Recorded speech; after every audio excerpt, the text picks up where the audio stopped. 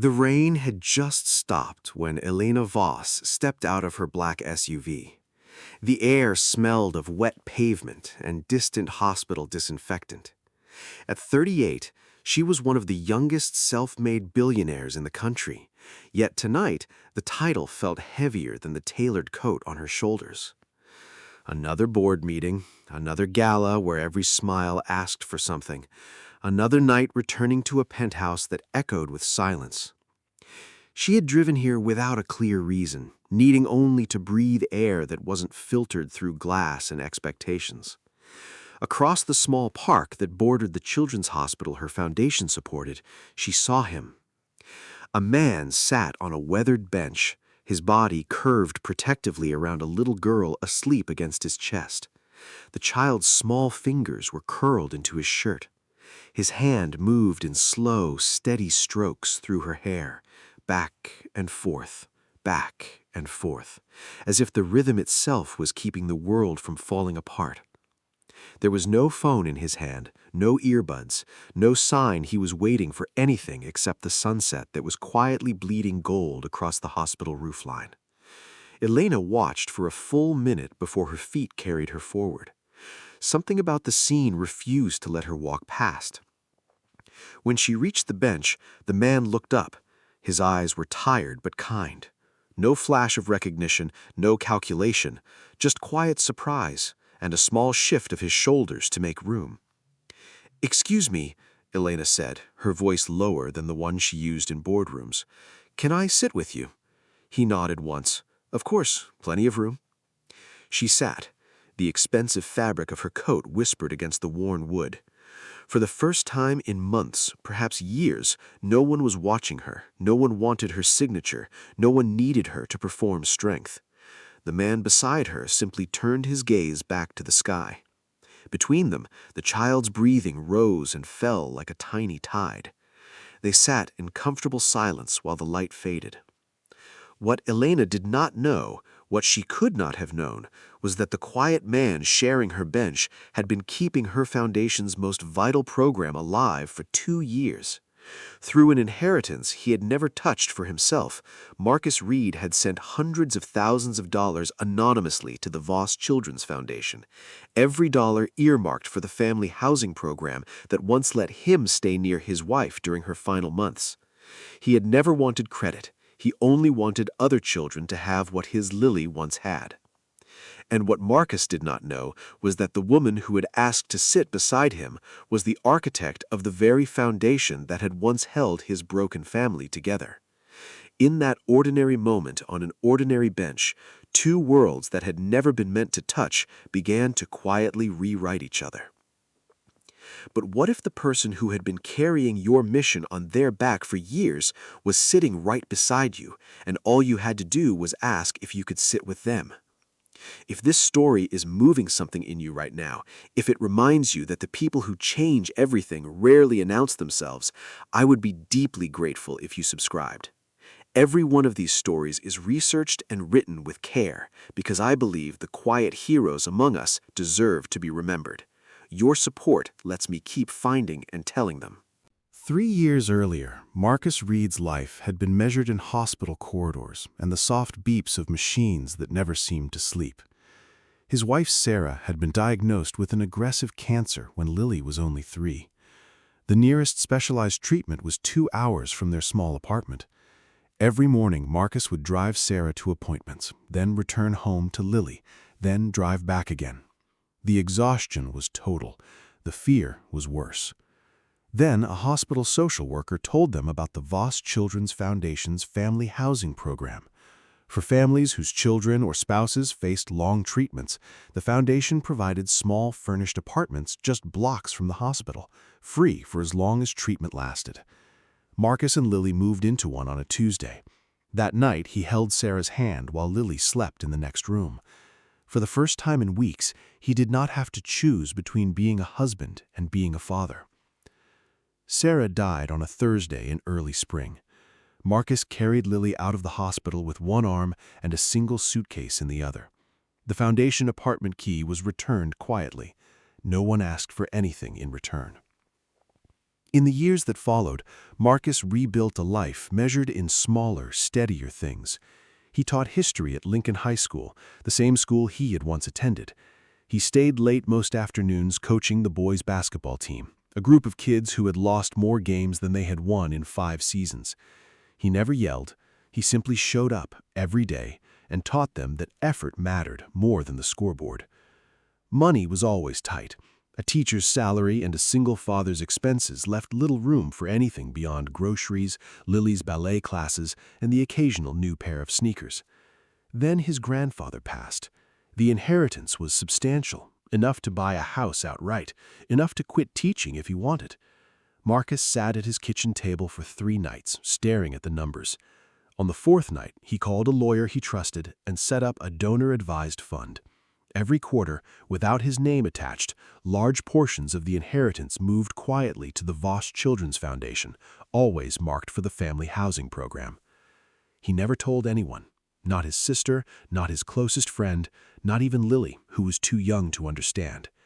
When people asked how he was doing, he said, "We're managing." And they believed him, because he had learned to carry grief the way he carried Lily when she fell asleep in the car, carefully, so she would never feel its weight. On weekends, sometimes Marcus brought Lily to the small park across from the hospital. She would play on the grass while he sat on the same bench where he and Sarah had once shared coffee during treatment days. He never explained why that bench mattered.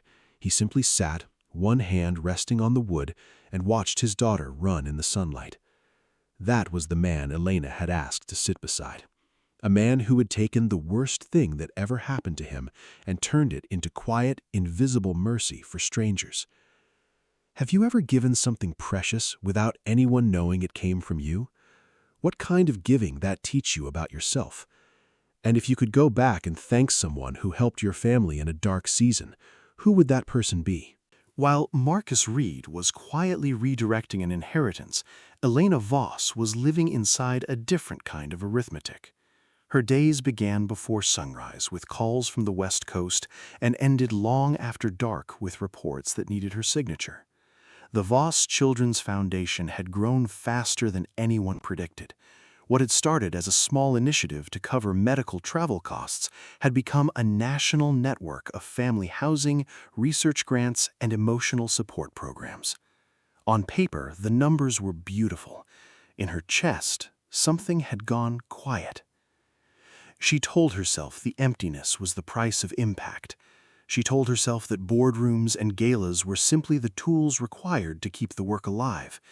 But some nights, standing at the floor-to-ceiling windows of her penthouse, she would catch her own reflection and wonder when she had last been in a room where no one wanted anything from her. The Foundation's original mission had included the family housing program because Elena had seen, early on, what happened when parents had to choose between being with their sick child and keeping their job or their other children fed. The program was expensive. It required constant fundraising, but it was the part of the work that still felt like it had a heartbeat. Then the cracks began to show. A major corporate sponsor that had underwritten a large portion of the housing budget for 5 years suddenly withdrew. New leadership, new priorities. The shortfall was immediate and severe. Elena's development team ran the projections 3 times.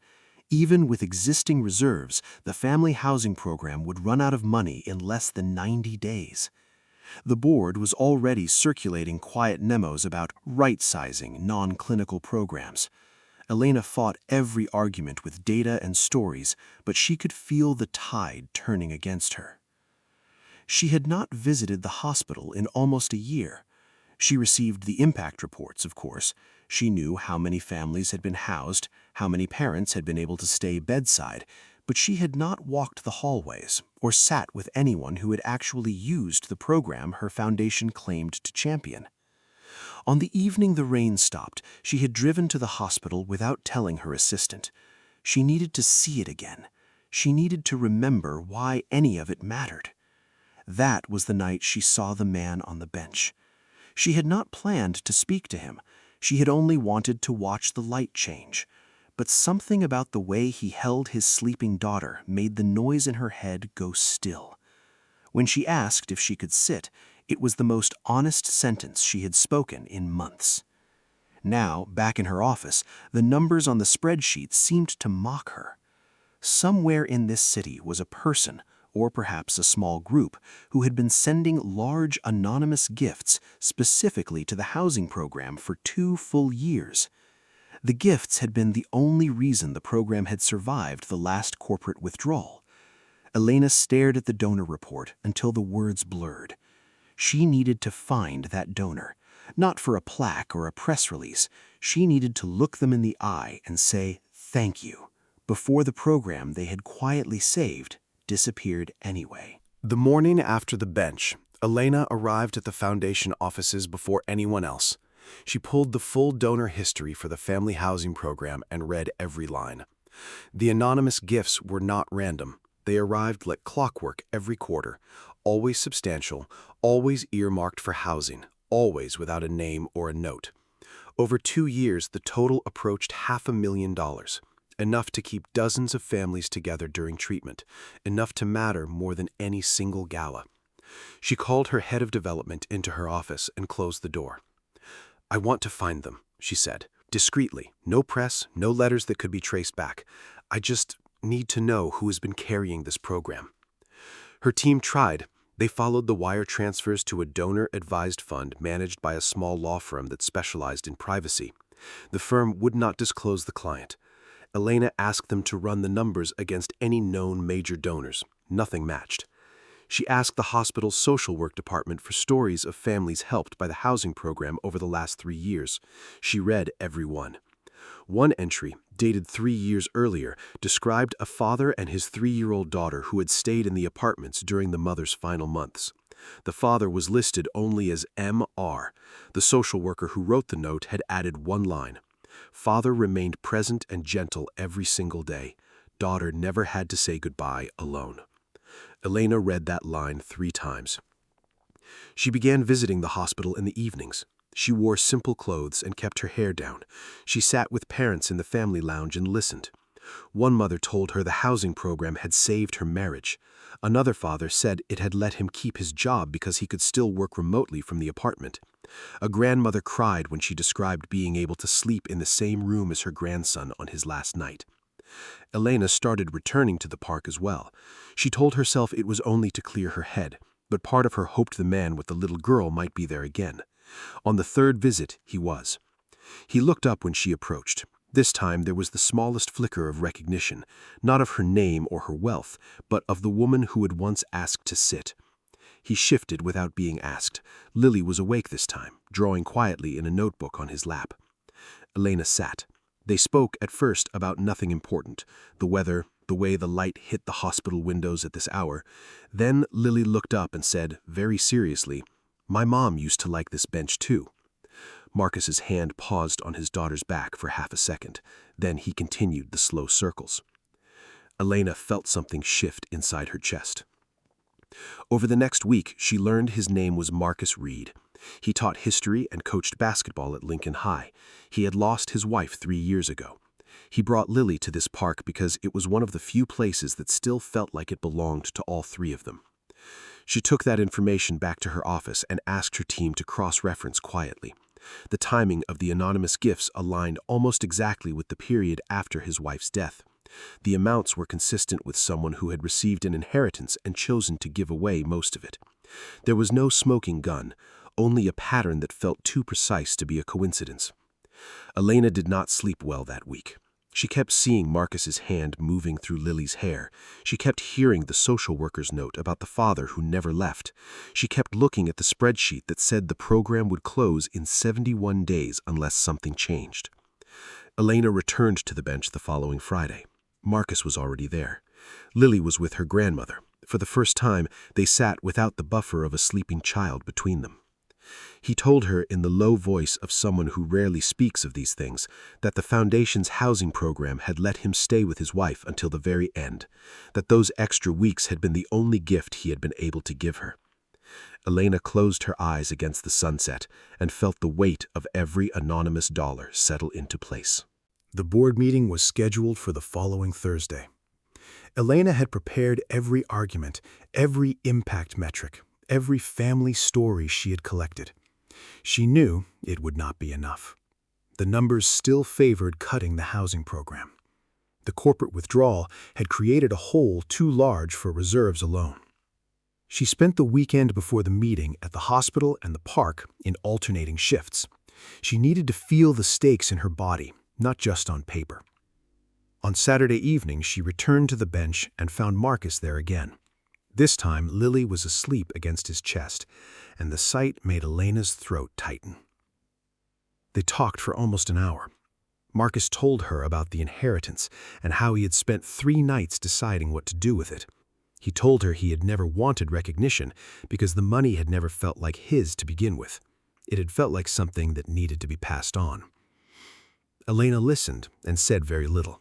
She was afraid that if she spoke too much, she would reveal what she was beginning to understand. On Monday, she asked her team for one final, deeper check. They confirmed what she already suspected. The donor-advised fund had been established 6 months after Sarah Reed's death. The quarterly gift amounts had never varied by more than a few $1,000s. The pattern was the signature of a single grieving father trying to turn his pain into something that outlasted him. Elena now knew with certainty that the man on the bench was her foundation's largest and most hidden donor. She also knew the program he had sustained was still going to close. She did not go to the bench on Tuesday or Wednesday.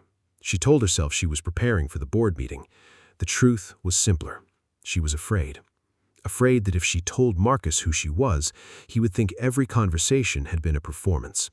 Afraid that if she asked him for help now, it would cheapen every gift he had already given. Afraid that the only pure thing she had felt in years would disappear at the moment money and names entered the room. On Thursday morning, the board voted. The family housing program would be phased out over 6 months. Elena sat at the head of the table and felt something inside her go very still. She thanked everyone for their time. Then she walked out of the building, got into her car, and drove to the park. It was nearly dark when she reached the bench. She sat alone for 20 minutes, coat pulled tight, watching the hospital lights come on one by one. She did not cry. She simply sat with the knowledge that she had failed the very program she had once believed defined her foundation's soul. Footsteps approached.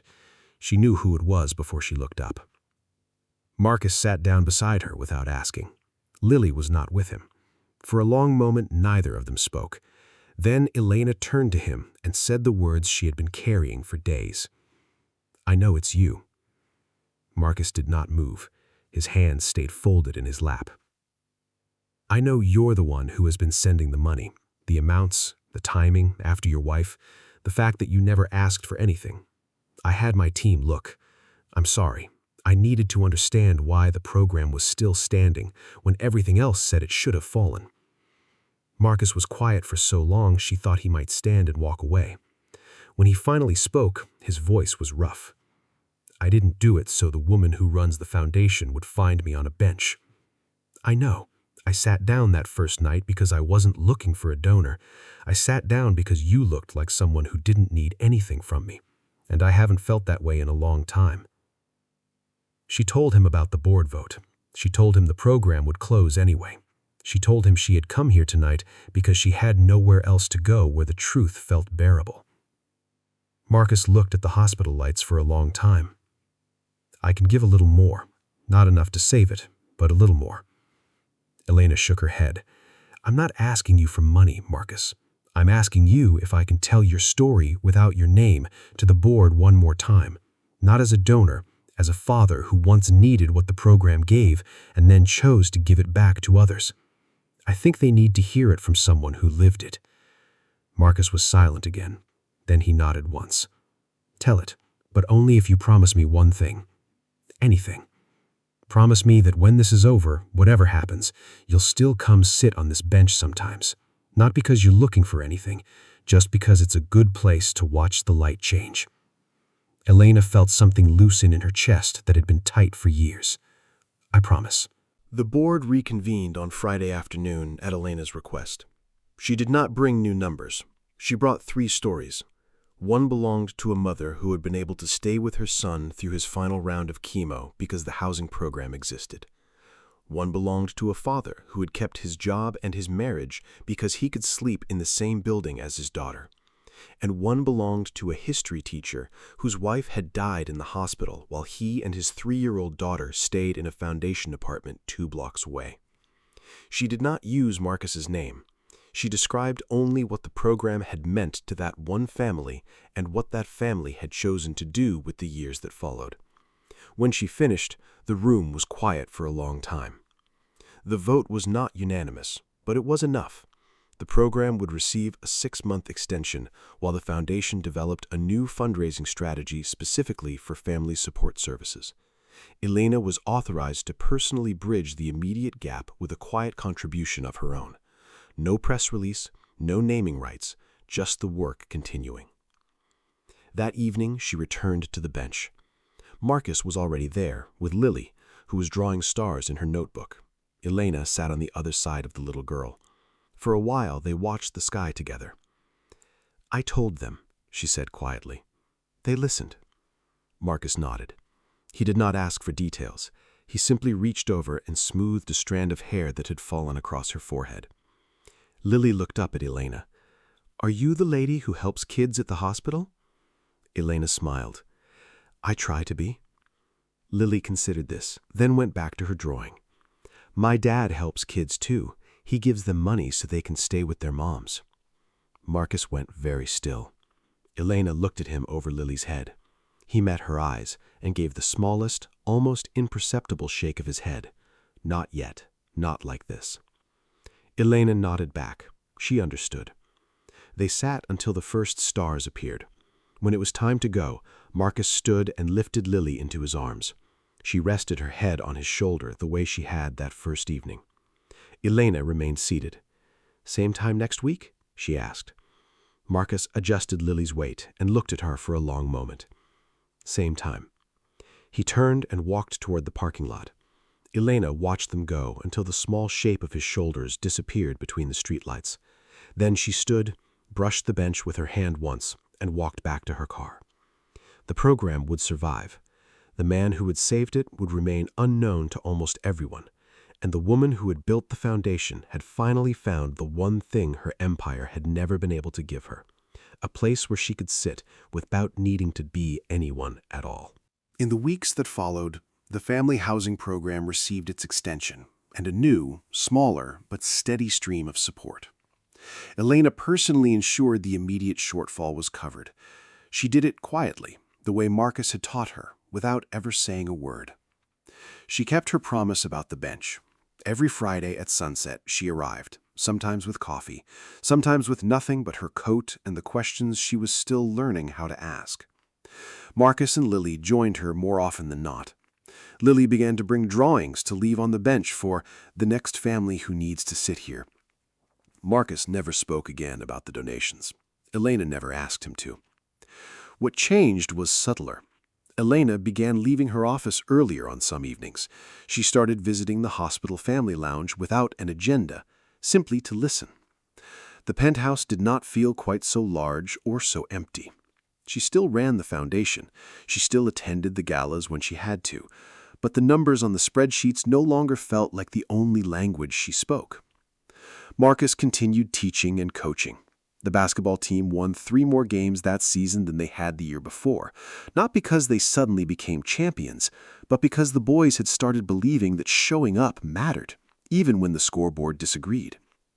Lily asked fewer questions about heaven and more questions about whether they could bring Elena a drawing next time. One Friday in late autumn, as leaves turned the color of old pennies, Elena and Marcus sat on either side of Lily while she napped between them. The air was cold enough that their breath showed. Neither of them spoke for a long time. Finally, Marcus said very quietly, "Thank you for keeping the promise." Elena looked at the hospital lights and then at the small sleeping form between them. "Thank you," she answered, "for letting me sit." In a world that rewards the loudest voices and the brightest spotlights, the most enduring changes often begin in silence.